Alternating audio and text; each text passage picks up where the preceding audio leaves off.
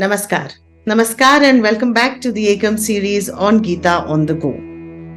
Last time, and I was just looking at the progression that we've done from chapter 2 to chapter 5 thus far, which have been about the introduction of the idea of karma, the action and consequences, about how you live with it, in it, on it, with it forever.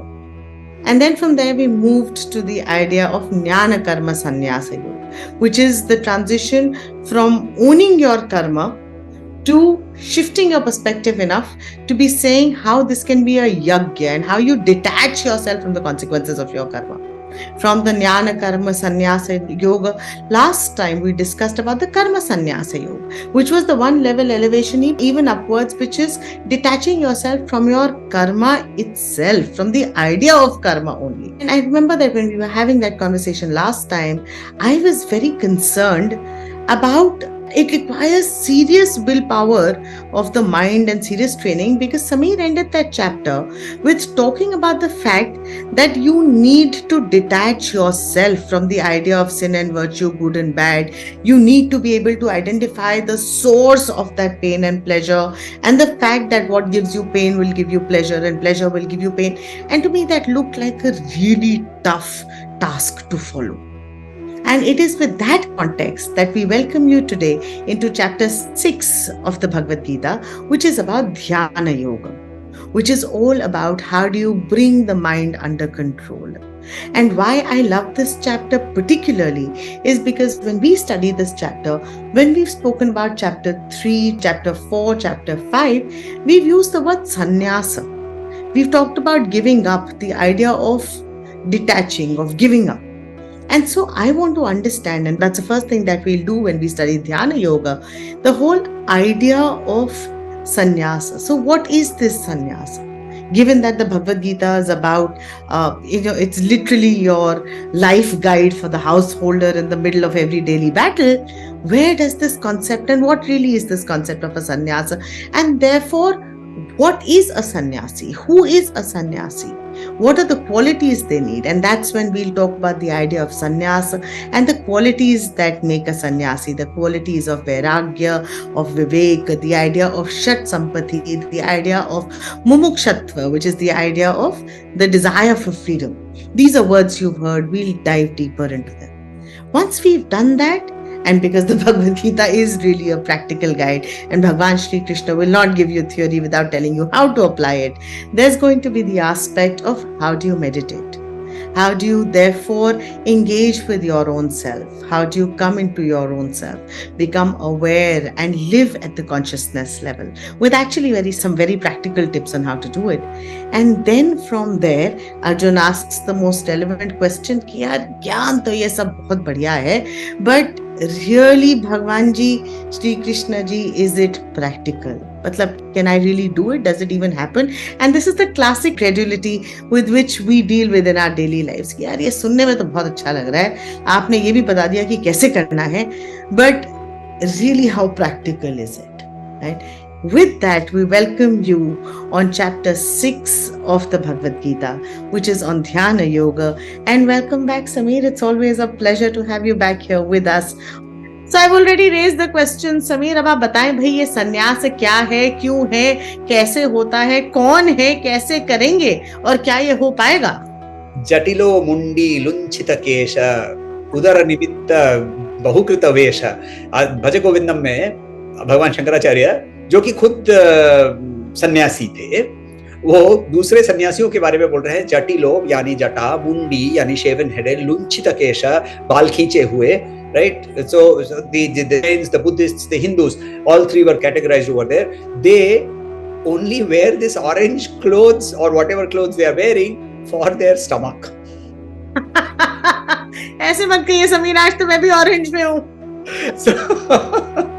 So साथ में काला भी है, तो मगर but you see how critical he was, because he says that sannyasa does not mean wearing ochre, taking a danda, walking around into the Himalayas, because Arjuna wanted to do that, and Krishna says no, get into the action that you are supposed to do, but get into it with the spirit of complete detachment, with a spirit of 100% involvement and a spirit of complete detachment. If you can do that, you are a sannyasi. If I was drawing Venn diagrams, involvement and detachment would be two non-intersecting, mutually exclusive. Absolutely right. So Absolutely. how do I fit them both into this one moment of space and one moment of time? So the answer is that our controlling today, you are being controlled by your emotions. Yes, and my senses, we attach to these. And the interaction between your senses and the sense objects and the emotions that they arise and that khichdi, that's us. So where do we start? So basically we start by saying that, can I learn how to control my mind? Now, what Krishna says is that, why is it important to control your mind? Let me quote. Uddharedatmana atmanam natmanam avasadayet atmaiva hyatmano bandhur atmaiva ripuratmanaha. Very clearly, Eika, he says here that get up on your own.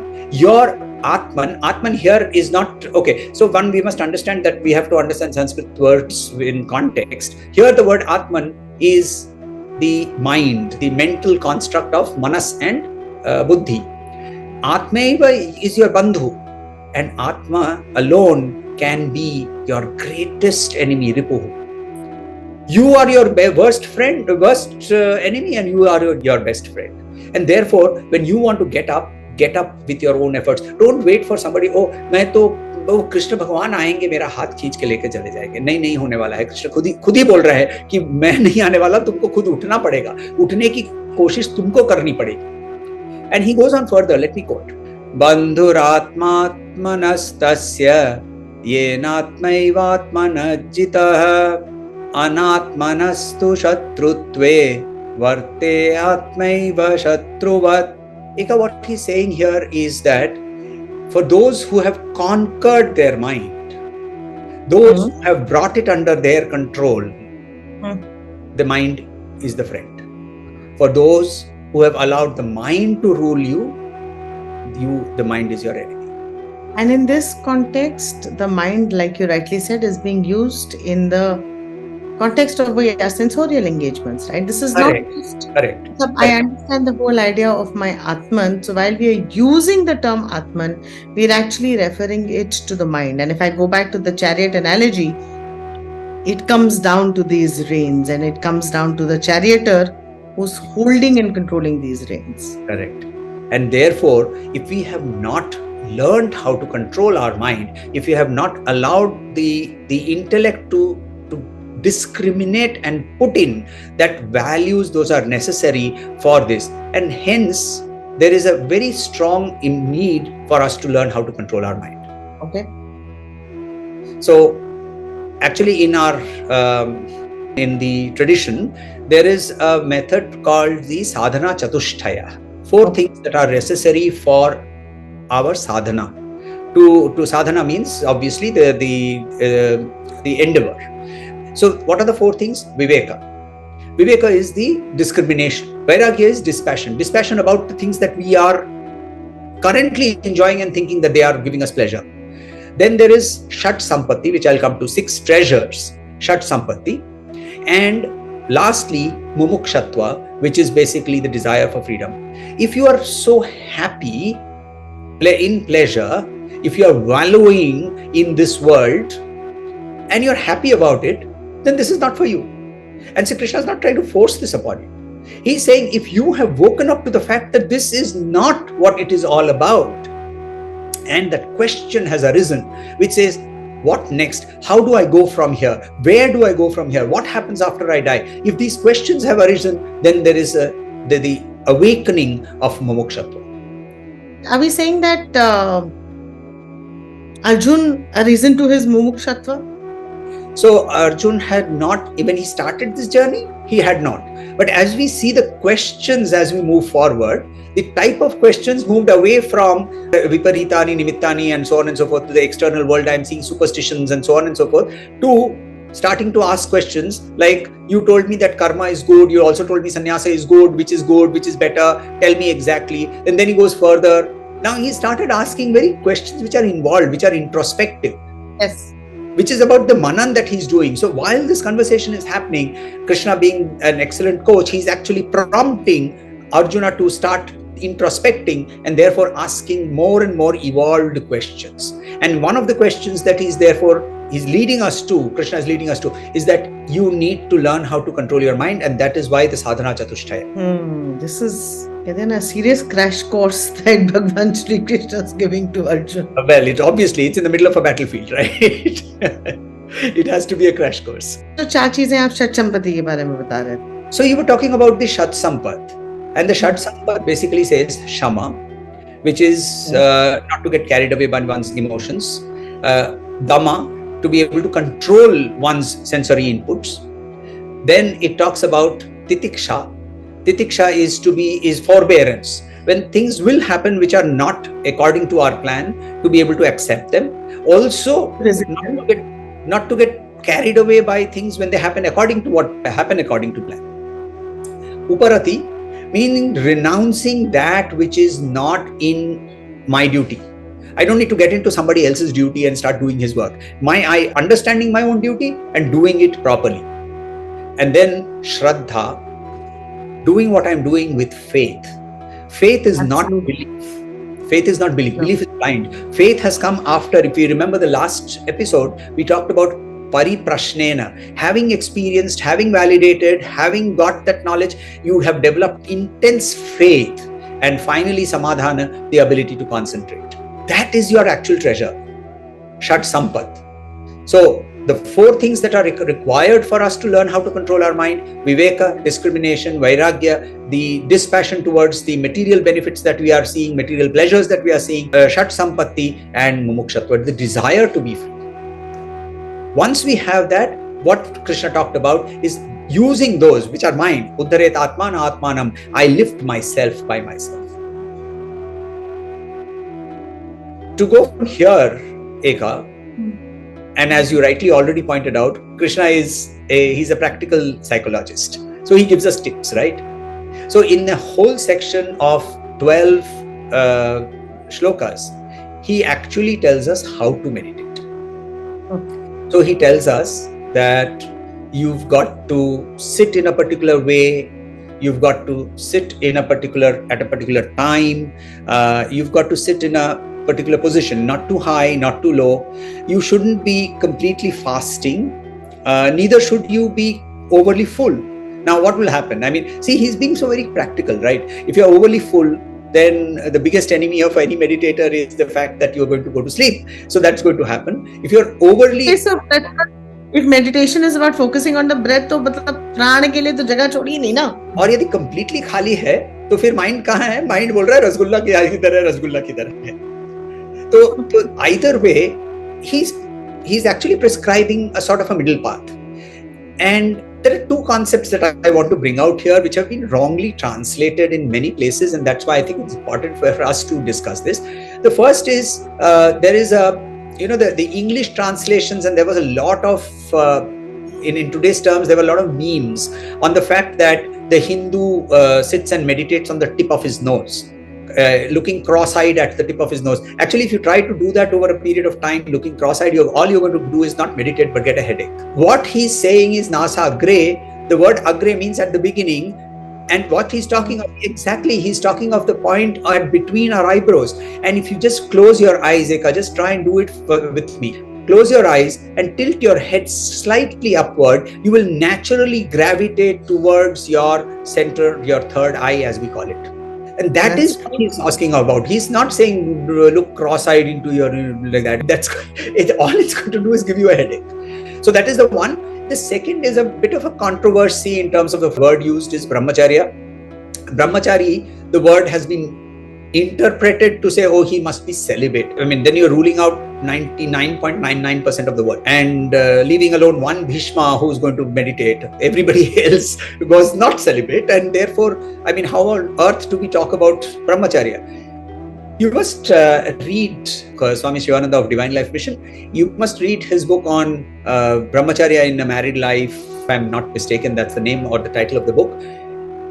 Brahmacharya means to be walking towards Brahman. Acharan, Brahma. That's all it means. It does not mean that, oh, you have to be an unmarried person, you have to lead a celibate life, and sex has no place in your life. For that matter, we have so many greats in the Kriya Yoga tradition. We have Lahiri Mahashay, who was married, had 4 children. Yukteswar Maharaj, who was Yogananda Paramahansa's guru, was married. Krishna himself had multiply married. 8 primary wives, and his multiply married. Exactly, multiply married, and his immediate disciple Arjun is also similarly multiply married, right? He has Subhadra, he has Ulupi, he has Chitrangada, he has Draupadi. So he's also married with a number of women. So the whole idea of saying that marriage has something to do with moksha, that's not true. Brahmacharya means to walk towards Brahman. So these are the 2 concepts that I want to bring up here in terms of explaining, because in that section between chapter 10, verse 10 and verse 22, Krishna has very beautifully, in extremely simple terms, explained how the process of meditation needs to start so that we learn how to control our mind. But we must remember here, Eika, that you cannot sit on the seat of meditation unless you've gone through Karma Yoga, Jnana Karma Sannyasa and Karma Sannyasa.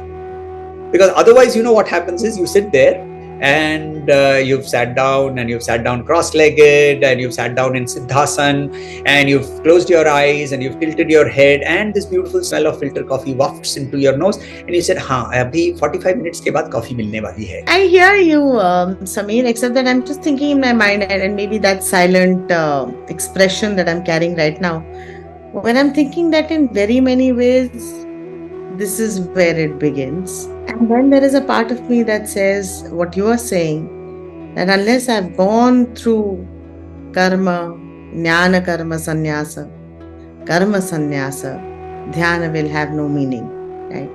And in my mind, I'm just visualizing this spiral, upward spiral, right? And that was actually what I had used in my journey, or that's been my understanding of my healing journey, that people often say कि आप rise करते हो, एक linear progression होता है, etc., evolution होता है. But the way I've seen it, or the way we see it in graphs where it just goes between X and Y axis and keeps rising. Somehow my visual metaphor for this growth, this evolution, I don't know how it gets validated here, but it's a fact कि आप कहीं पे शुरू हुए, आपने उस कहीं पे जहाँ पे भी आप शुरू हुए, वहाँ पे you realize that there is something of you that you need to shed or heal or restore, right? So you go through this entire journey of karma, understanding its consequence, the knowledge behind that particular aspect that you're working on. You figure out where the source is, why is it coming to you, way back in patterns, you identify those patterns, you work through those patterns, then you reach the karma sannyasa part of it, of saying that, this is not me. I need to detach myself from it. The consequences will not incur to me, etc., etc. And then you come back and you do the dhyana on it. And I think by the time you complete the dhyana, you've come back to the same space, but in a different time. Right? Not even the same space, but obviously if you're in a different time, then it's not the same space. It's almost like a spiral. So that evolution is that you've come back to that second level of the spring. Now when you finish this one cycle, that's when you realize that there's something else that has been uncovered, which needs to, so it's almost like a layer that you have shed and resolved, and you come back to this space and you realize that there's something else that needs to be healed and resolved. And then that whole cycle begins again. Now, they may not be linear or sequential cycles. They could also be parallel cycles. But I'm just thinking about this as you were talking. Eika, you're right. But you know what? Where we started off from? We started off by saying that the Gita was divided into 3 parts, and we talked about Tvam and Tat and Asi. And the whole journey of these 6 chapters is about discovering that who am I, right? And that discovery can only happen in silence. But if my karma has all those undulations that is causing those waves or ripples, then that silence is not going to happen. I will never find what is me. I will continue to identify with my body. I will continue to identify with my manas or my buddhi, and therefore be continuously trapped on this treadmill of action, consequence, rebirth, whatever you want to call it. What you're saying makes sense. And what Bhagavan Sri Krishna is saying makes even more sense. And I'm somehow, in very many ways, beginning to feel both sorry for and jealous of Arjuna in the battlefield. Sorry for him having to go through this crash course while at the heat of the battle, and jealous of because he received this from Bhagwan Sri Krishna. We all wish we had that enlightened master. But the question I have for you is, how real is it? How practical is it? How does it really happen? I know you and I have done our journeys. Both, at least my journey started from my personal pain and the need to overcome that pain, right? I don't know how your journey happened to around here. But without that pain, without that breakdown, in our absolute daily lives, just how practical is this? So that is Arjuna's question too. Arjuna says, Arjuna says that my mind is like a monkey. It jumps from one branch to the other, keeps on jumping, and at sometimes when it sits down on one branch, it goes, right? So it is chanchala, which means it moves from one place to the other, and it is asthira. When it is standing and sitting in one place also, it keeps moving.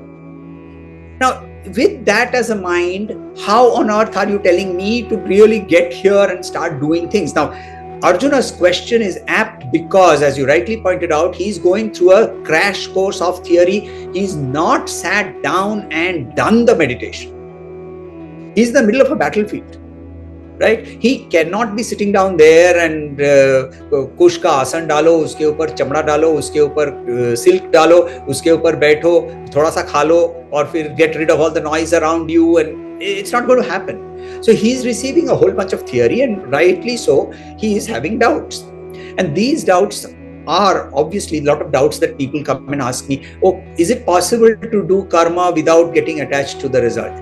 My point is, you haven't even started. Don't give me theoretical questions. Start with the practical thing that Krishna himself says. Krishna says this in chapter 6. Let me quote. Shri Bhagavan Uvacha Asamshayam Mahabaho Manodur Nigraham Chalam Abhyasena tu Kaunteya Vairagyena cha Grihyate. Eika, he very clearly says that बहुत ही self-explanatory है. Exactly. I mean, he very clearly says this, right? He says very, very clearly, I accept your statement that it is a very, very difficult thing to do. But what does he say in the second line? Abhyasena tu kaunteya vairagyam. So he says that if you continue to practice, vairagya, dispassion will arise. It's not that first you have to have dispassion. That dispassion is there. Such a dispassion is also called Smashan Vairagya or called Markat Vairagya. Markat is monkey. So this Vairagya arises when you go to the crematorium, then you will find people saying, Sab Nashwar hai, देह ही सब, देह कुछ होता नहीं है, आत्मन ही सब है. बाहर आके बोलते हैं, अच्छा चाय की दुकान किधर रहते? तो ये है मार्केट वैराग्य. अभ्यास नहीं किया हुआ है तो वैराग्य, स्थिर वैराग्य नहीं होगा. So therefore, instead of asking questions, it is important that we start our journey. And what is very important, Abhyasa, the word Abhyasa includes within it a very, very important concept of consistency. Without consistency, without the failure, and remember, while we are being consistent, we won't get the results immediately. And that is where in your Shat Sampad we talked about Shraddha, and you say, fine, I have faith in the process. I have faith in what Krishna has said. I have faith in the interpretation that was given to me by teacher. And therefore, I may not get results immediately, but I shall persist. Karat karat abhyas ke jadmati hota sujan. So Lahiri Mahashaya of the Kriya Yoga tradition, he used to say, Banat banat ban jai. ये तो मतलब कहते हैं ना, मूल जड़ बात ये है कि करते रहो, स्टे एट इट. मतलब एटॉमिक हैबिट भी आपसे यही कहता है, आपसे कबीर भी यही कहते हैं, वाल्मीकि और तुलसी भी यही कहते हैं. सो बेसिकली मतलब, and I am going to string this together now in terms of this entire process, the entire spiral we spoke of, in terms of awareness of your karma, your need to move from awareness to knowledge, the jnana karma sannyasa, from there to move to the karma sannyasa and renouncing of the karma itself, to right now where we are at Dhyana Yoga. We are basically saying that ye tab hoga जब संन्यास का भाव होगा, और संन्यास का भाव is not जंगल में जाके बैठो और तब करो, बट संन्यास का भाव is in the here and the now, do everything with absolute involvement and absolute detachment. When you are able to do this and therefore are able to cultivate within yourself viveka, judgment, vairagya, detachment, the shat shampati or the practices thereof, and therefore a desire for freedom or mukshatva, then you are able to actually sit down and meditate and engage with your own self and engage with your consciousness, and that itself has its own process of how to be able to do it. And then, in order for any of this and all of this to make sense, what you need is abhyasa. You need practice, you need consistent practice, and only then will you be able to figure out who you are. You'll be able to figure out the question we started with 7 episodes ago, the idea of moving from who am I, koham, to soham, and making sense. This I am. And with this, the next time that we meet, we will actually bring these processes together for you, the concepts together for you, and integrate them into, as we bring together chapters 1 to 6 of Bhagavad Gita, which focus on Tvam, which focus on who you are, why you are, and your engagement with your own self as we progress further on the Eikam series of Gita on the Go.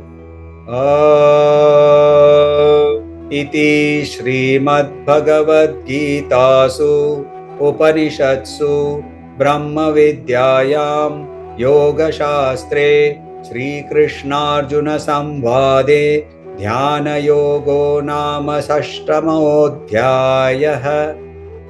ॐ शान्ति शान्ति शान्तिः. हरिः ॐ. श्री गुरुभ्यो नमः. हरिः ॐ.